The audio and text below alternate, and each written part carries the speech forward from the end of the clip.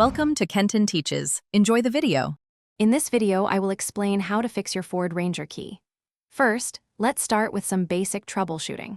A dead key battery is a very common culprit, so check that first. Also, take a close look at your key fob for any physical damage. Sometimes, the issue isn't the key at all, but rather your truck's battery, so make sure it has sufficient charge. These simple steps can often resolve many key-related problems quickly. If a new battery doesn't work, reprogramming your key fob is the next step. Get into your Ford Ranger and close all the doors. Now, turn your ignition from the OFF position to the RUN position 8 times in 10 seconds. The door locks should cycle, indicating programming mode. Then, press any button on your key fob within 20 seconds.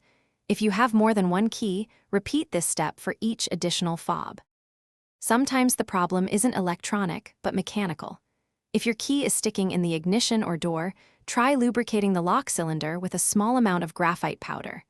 Avoid using oil-based lubricants, as they can attract dirt.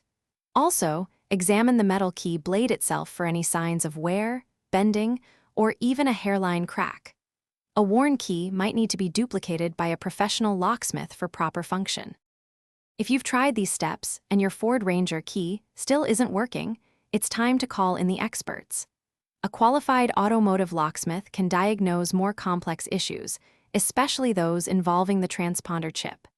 Dealerships are also equipped to replace and program new keys, though this can be more expensive. Expect to pay anywhere from $100 to $300 for professional key services, depending on the complexity. Thanks for watching. Please subscribe if this video was helpful.